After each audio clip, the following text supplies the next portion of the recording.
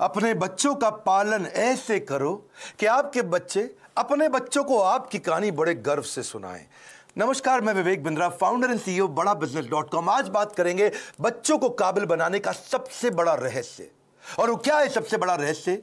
Parenting की बात करेंगे। आज ऐसे टिप्स दूंगा, हिल जाएंगे। अभिमन्यु को चक्रव्यूह भेदने की सारी कला मां के गर्भ में ही सीखने का अवसर मिल गया था। प्रहलाद 5 साल से कम उम्र के अंदर सारे शास्त्र सीख गए थे। होलिका का दहन हो गया, लेकिन प्रहलाद का दहन नहीं हुआ। होलिका, जिसको आग में ना जलने का वरदान था, वो भी जल गई। पेरेंट्स वो पहले, their first looking glass of their children. So to be in your child's memory, बच्चों की मेमोरी में रहने के लिए आपको उनके जीवन में रहना पड़ेगा। सबसे पहले कितने भी झगड़े हो माता पिता के आपस में निपटा देने चाहिए। पेरेंटिंग है, मदरिंग फादरिंग नहीं है। मदर अकेले फादर अकेले नहीं, पेरेंटिंग दोनों चाहिए है। नुकसान बड़ा हो जाता है, वरना 1 साल तक बोलना और चलना सिखाते हो छोटे बच्चे को। आप 1 साल तक उसको बोलना चलना सिखाते हो, बोलो बोलो बेटा बोलो, सीखता है। और उसके बाद आगे कई साल तक आप उसको बोलते हो चुप बैठो चुप बैठो चुप बैठो चुप बैठो। बोलना भी बंद, चलना भी बंद, चुप बैठो चुप बैठो चुप बैठो। तो क्यों सिखाया 1 साल तक बोलो चलो, अब बोल रहे हो चुप बैठो। बच्चों को यह मत सिखाओ कि वो क्या सोचे, ये सिखाओ कि वो कैसे सोचे। Because a badly parented child is a lost child. परवरिश की परख जो होगी ना आपकी, वो इस बात से होगी कि बुढ़ापे में वो आपका कितना साथ देने वाले हैं। खराब परवरिश के कारण उसके सोशल स्किल वो खत्म हो जाते हैं, अनरिलायबल हो जाता है, अनस्टेबल, केयरलेस बच्चा होता है, आर्ग्यूमेंटेटिव होता है। आपका बच्चा रिजिड हो गया, जिद्दी है, रूड है, इनडिसिप्लिन्ड है, एंटी सोशल बिहेवियर हो रहा है, उसका अकेलापन महसूस करता है, कभी कभी पेसिमिस्टिक है, सेल्फ डिफीटिंग थॉट्स आते हैं, सीक्रेटिव है, बताता नहीं बातें अपनी, छुपाता है आपसे, सब कुछ छुपाता है, आपको दोस्त नहीं समझता, उसके अंदर फियर ऑफ फेलियर है। ये सब क्यों है? अगर आपकी पेरेंटिंग कमजोर है तो यही नुकसान होंगे। बच्चे बड़ों की बात सुनने में अच्छे नहीं होते, वो बड़ों को कॉपी करने में ज्यादा अच्छे होते हैं। भगवद गीता में कृष्ण ने कहा है, यद यद आचरति श्रेष्ठ तत्तद एव तरुजना। यद यद तत्तद, जैसा जैसा वैसा वैसा। मेरी बात समझिएगा, जैसा जैसा फादर कहेगा वैसा वैसा बच्चा नहीं करेगा, पर जैसा जैसा फादर करेगा वैसा वैसा बच्चा अपने आप करेगा। क्या मतलब हुआ? अगर आप बोलोगे तो नहीं मानेगा, आप करोगे तो अपने आप करेगा। इसका मतलब बच्चे कॉपी करना जानते, सुनना नहीं जानते। आप उन्हें इंस्ट्रक्शन मत दो, इंस्पिरेशन क्रिएट करो, वो अपने आप करेंगे। जैसा जैसा लीडर कहेगा वैसा वैसा फॉलोअर नहीं करेगा, लेकिन जैसा जैसा लीडर करेगा वैसा वैसा फॉलोअर अपने आप करेगा। और यही माता पिता और बच्चों के साथ भी होता है। एक बात समझिए कि greatest mark of parent is how they treat their child when no one is looking. जब कोई नहीं देख रहा हो, आप अपने बच्चों को कैसे डील करते हैं। 3 F याद रखिएगा।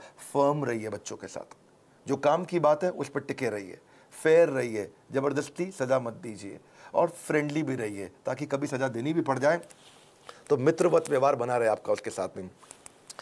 टेक्निकली ना 4 प्रकार के माता पिता होते हैं, मेरी बात को समझना। एक होते हैं अथॉरिटेरियन, जैसा बोला वैसा कर, जितना बोला उतना कर, ये अथॉरिटी है। एक होता है डेमोक्रेटिक, मिल बांट करके बात करते हैं, बच्चों की सुनते हैं।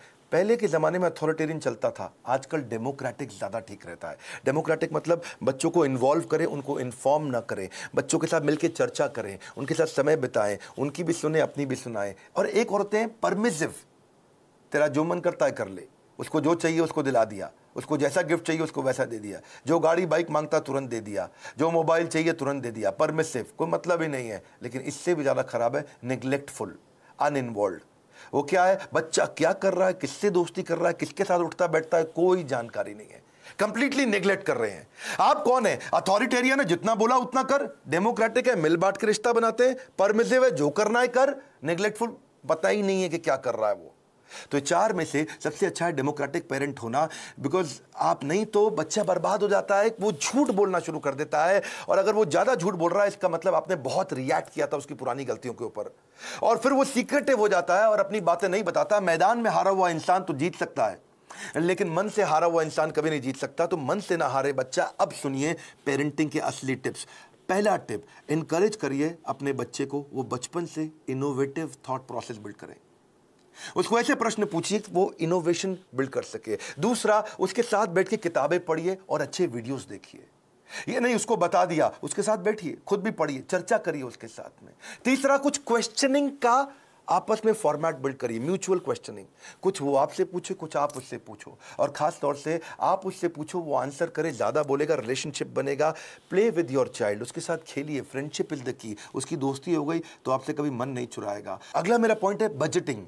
बच्चे को बजटिंग सिखाओ, उससे उसके इमोशनल रिक्वायरमेंट कम होगी, इंटेलेक्चुअल कैपेबिलिटी बढ़ेगी। बजटिंग का मतलब क्या हुआ, आप उसको बता सकते हो कि भाई तुम्हें 500 रुपया हफ्ता दूंगा, उदाहरण है, आप अपनी कैपेसिटी के हिसाब से डिसाइड कर लो। 500 रुपया हफ्ता मतलब 2000 रुपया महीना मिलेगा तुमको। अब तुम्हें कोई गेम खरीदनी है, कोई खिलौना खरीदना है, बहुत इच्छा कर रही है, लेकिन तुम्हारे बजट में नहीं आता, तो तुम 1 महीना रुको, अगले महीने जब तुम्हारे पास 2000 की जगह 4000 हो जाएंगे तब खरीद लेना।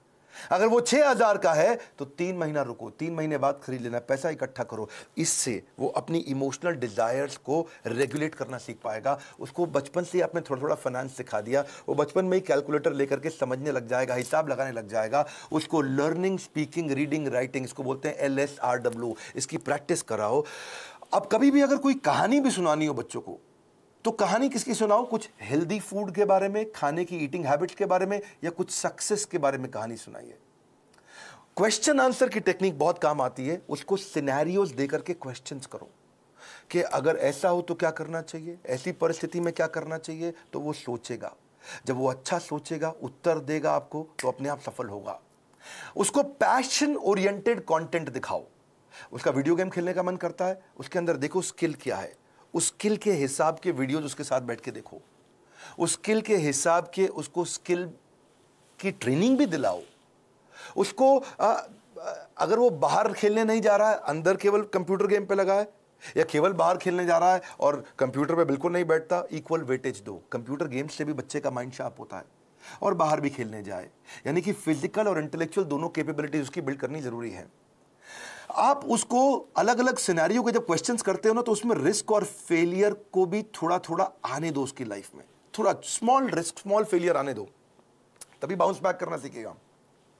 उससे वो प्रॉब्लम सॉल्व करनी सीखेगा, और problem solving is a game changer.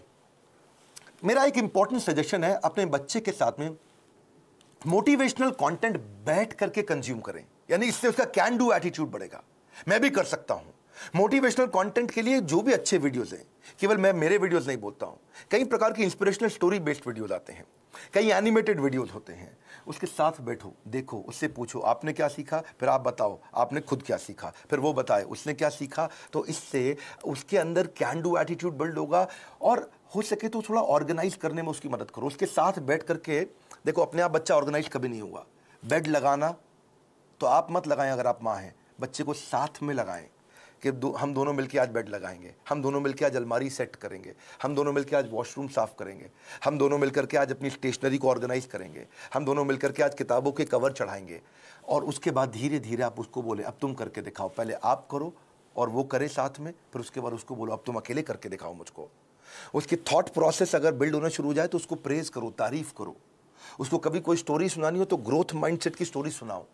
आपको उसकी तारीफ करनी, actions that are appreciated they get repeated.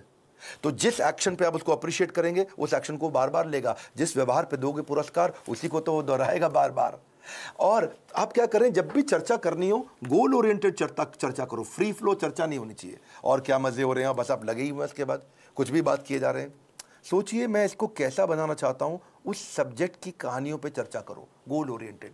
हाँ, बच्चे को माइक्रो मैनेज मत करिएगा कभी भी। छोटी मोटी गलतियां करता है, करने दो, हर समय नहीं टोकना। आप पॉजिटिव साइड बिल्ड करिए, नेगेटिव साइड अपने आप चली जाएगी। नेगेटिव साइड को मना करोगे कभी नहीं जाएगी। तो इसलिए पॉजिटिव सोल्यूशन ओरिएंटेड क्वेश्चन पूछो। अगर वो कोई गलती कर भी देता है, बताओ मत तूने ये गलत किया, उससे पूछो इसको और अच्छे से कैसे कर सकते थे बेटा, इससे अच्छा तरीका क्या है, ये क्या है, पॉजिटिव सोल्यूशन ओरिएंटेड क्वेश्चन। बेटा आपको क्या लगता है सबसे इंटेलिजेंट बच्चे इसको कैसे हैंडल करते, बेटा आपको क्या लगता है सबसे अच्छा तरीका इसको करने का क्या हो सकता है। तो वो बेचारा कंपल्शन में आपको सही आंसर देगा। जब वो बार बार सही आंसर देगा, बार बार सही आंसर देगा, तो उसके संस्कारों में बैठना शुरू हो जाएगा, और धीरे धीरे वो वैसे ही प्रैक्टिस में भी आ जाएगा उसके। इसके बाद इसी का तरीका, इसी को बोलते हैं इन्वॉल्विंग पेरेंट बनना, इन्फॉर्मिंग पेरेंट नहीं बनना है आपको। और तभी आप उसके सोशल स्किल और इमोशनल लर्निंग्स बिल्ड कर सकोगे। जो मैंने बजटिंग बताया था, मुझको याद आया, इससे उसकी इमोशनल ग्रेटिफिकेशन को आप डिले भी कर सकते हो। इमोशनल ग्रेटिफिकेशन डिले होगी तो बच्चा कहां से कहां पहुंच जाएगा। आप रूटीन बनाने का प्रैक्टिस करिए, पहले खुद का रूटीन बनाइए, तभी बच्चे का बनेगा। ये नहीं कि आप आजकल वर्क फ्रॉम होम में बिस्तरे पे पड़े हुए हैं तो बच्चा भी ऐसे ही लेटा रहेगा, बैठेगा, अपनी क्लास नहीं अटेंड करेगा वो। तो और क्योंकि आप स्ट्रगल करते हो रूटीन फॉलो करने में और वो भी ये स्ट्रगल करने लग गया, तो पूरा परिवार आगे बढ़ेगा, इंप्रूव करेगा। उसको अगर और स्टोरी सुनानी हो, जैसे मैं स्टोरी की बात बार बार कर रहा हूं, तो डिसिप्लिन की स्टोरी सुनाओ। और अगर वो डिसिप्लिन नहीं है तो चिल्लाओ मत, डिसिप्लिन की कहानी सुनाओ, तभी धीरे धीरे इंप्रूव करेगा बच्चा। अगर आपने उसको बोला ना, बेटा सॉरी बोलो, आंटी को सॉरी बोलो, बेटा तुम गलत कर रहे हो, सॉरी बोलो, सॉरी बोलो, समझ नहीं आ रहा मैं कह रही हूं, सॉरी बोलो, बड़ा बेकार बदतमीज बच्चा, सॉरी बोलो, तो वो क्या करेगा, उसको लगेगा सॉरी बोल दूंगा बच जाऊंगा, अच्छा सॉरी, उसको लगा ले मम्मी चुप हो गई, ठीक है आगे से मत करना। अब वो चला गया, उसको लगा देखो जल्दी बच के निकल गया मैं, सॉरी बोलो, सॉरी बोलो, सॉरी बोलो, कुछ नहीं होगा, सॉरी सोचो, सॉरी सोचो। डीलिंग ठीक नहीं करनी है, फीलिंग ठीक करनी है, कंटेंट ठीक नहीं करना है, इंटेंट ठीक करना है। फ्रूट्स बाद में मिलेंगे, पहले रूट्स चाहिए आपको। तो डिसिप्लिन की स्टोरी सुनाइए उसको, ताकि वो थॉट प्रोसेस बिल्ड हो जाए। पब्लिक में उसकी बेइज्जती कभी मत करो, आपको पब्लिक में उसकी तारीफ करो, बेइज्जती कभी करनी है, या बेइज्जती मतलब थोड़ा करेक्शन भी देना है तो प्राइवेट में करो, अकेले में करो। क्योंकि कंपेयर, कंप्लेन, क्रिटिसाइज ये कैंसर है। रिकॉग्नाइज, रिफॉर्म, रेक्टिफाई, यही उसको ग्रोथ देगा। बात समझिए कि आप उसका नेचर बदल ही नहीं सकते, आपको नेचर बिल्ड करना है, नेचर बदलना नहीं है, नेचर डेवलप करना है आपको। कभी परेशान हो तो उसको हक करो, उसको पॉजिटिव टच दो अपना, तभी बात बनेगी आपकी। उसको नए नए प्रकार के स्किल सेट सिखाओ।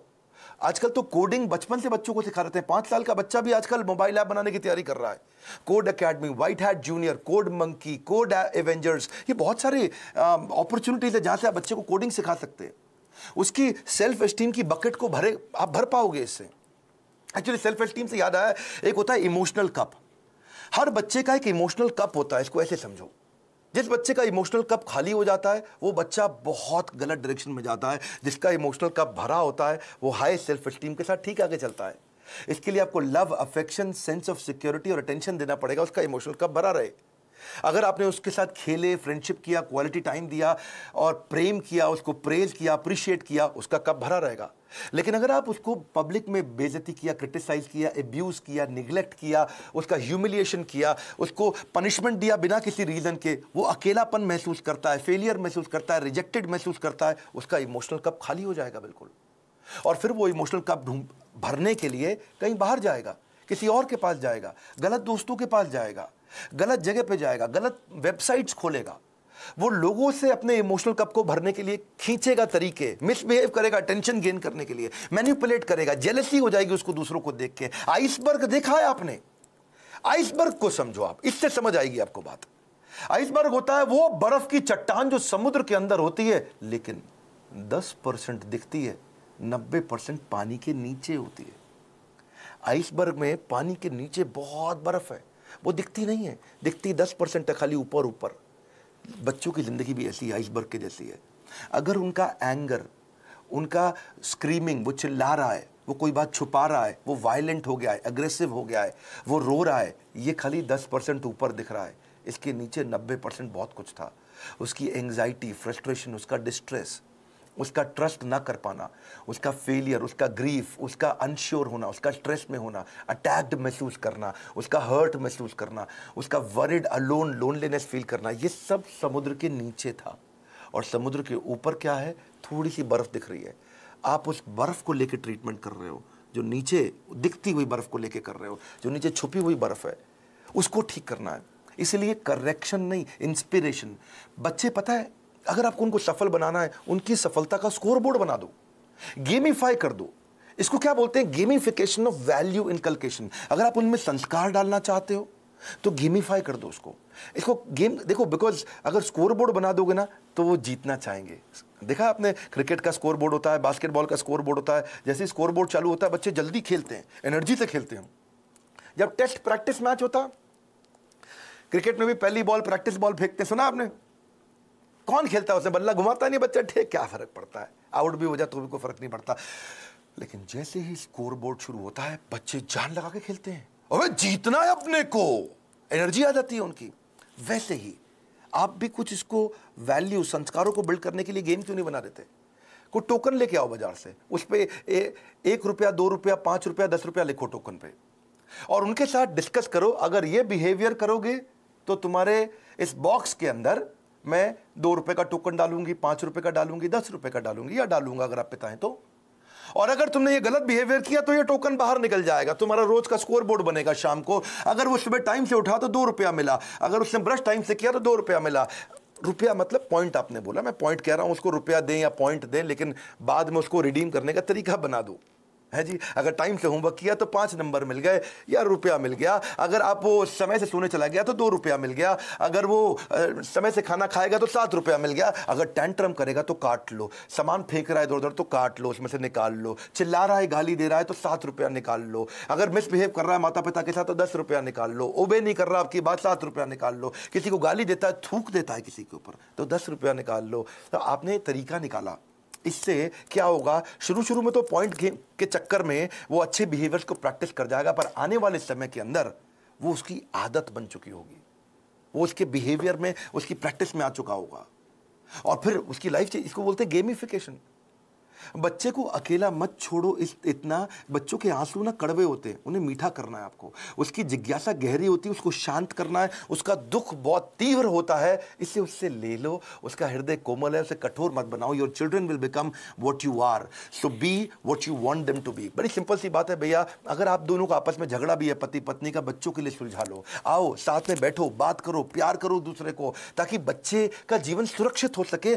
ये फादरिंग नहीं है, मदरिंग नहीं है, ये पेरेंटिंग है। गलती किसी की भी हो, आप दोनों में से ईगो को साइड में रखो, बच्चे को और सिखाओ, आगे बढ़ाओ। हमने भी बच्चों के लिए बहुत प्रोग्राम्स बिल्ड किए हैं। मैंने बच्चों का एक प्रोग्राम एंटरप्रेन्योरशिप का लेकर के आए, जिसको हम बोलते हैं एवरीथिंग अबाउट एंटरप्रेन्योरशिप। और वो स्टूडेंट्स के लिए, अर्ली एज से बच्चे सीखते हैं कि वो कैसे छोटा छोटा बिजनेस शुरू कर सकें, कैसे पहले 100 कस्टमर को अट्रैक्ट करें, कैसे वो अपनी सेल्फ कोचिंग डायरी बनाए, कैसे वो कंपटीशन को समझें, कैसे वो प्रोडक्टिव हो सके, कैसे वो अपनी कम कॉस्ट के अंदर बिजनेस शुरू करें, बिजनेस को प्लान कैसे करें, फाइनेंशियल डिसिप्लिन क्या होता है, कॉस्ट को कैसे ऑप्टिमाइज करते हो, low cost marketing, low cost branding क्या है, $0 मार्केटिंग क्या है, 60 सेकंड में सेल्स की पिच कैसे दे दी जाए, सेविंग्स को वेल्थ कैसे बनाए, कंपनी को शुरू कैसे करते हैं, कंपनी फॉर्मेशन का तरीका क्या है, 2-4 लोगों को अगर हायर भी करेगा शुरू में तो एफिशिएंसी कैसे बिल्ड करेगा, हाई परफॉर्मेंस कल्चर कैसे लेके आएगा, स्कोरबोर्ड्स अपने कैसे बनाएगा, एम्प्लॉइज़ को एंटरप्रेन्योर कैसे बनाएगा, कंज्यूमर इनसाइट क्या होती है, कस्टमर को कैसे समझेगा, प्रोडक्ट बनाने का तरीका क्या है, कम खर्चे में बिजनेस शुरू करने के सारे आइडियाज, चाहे वो चैटबॉट बनाएं, फ्री के चैटबॉट मिलते हैं।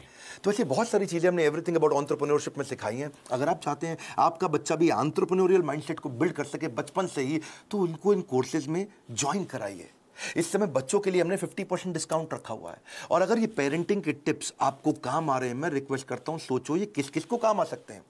ईमानदारी के साथ थोड़ा 2 मिनट और लगा लीजिए। आपने इतना समय लगा लिया है तो आप सीरियस है कंटेंट को लेकर के, क्योंकि आपने इतना समय लगाया। अब सोचो कि किसको फायदा होगा, किसके बच्चे बिगड़ रहे हैं, किसके बच्चे खराब हो रहे हैं, कौन बच्चे से परेशान रहते हैं माता पिता, उनको ये वीडियो अलग अलग व्हाट्सएप ग्रुप में शेयर करो, अपना मैसेज भी लिखो, अपने नोट के साथ शेयर करो, लाइक करके उत्साह बढ़ाओ अगर ऐसे वीडियो पसंद आते हैं। और नीचे मुझे कॉमेंट बॉक्स में बताओ कि आपको कौन से वाला वैल्यू, आपको कौन सा वाला आइडिया, आपको कौन सा वाला टिप सबसे ज्यादा पसंद आया। मैं कॉमेंट बॉक्स में पढ़ने के लिए आऊंगा। इस बार हमारे साथ जुड़े रहने के लिए, दुनिया का नंबर 1 एंटरप्रेन्योरशिप यूट्यूब चैनल बनाने के लिए और मेरे पर्सनल वीलॉग वाले चैनल पे भी आने के लिए मैंने एक नया चैनल बनाया जहां अपने मोबाइल से वीडियो डालता हूं। आप सबका हृदय की गहराइयों से प्रेम पूर्वक बहुत बहुत धन्यवाद।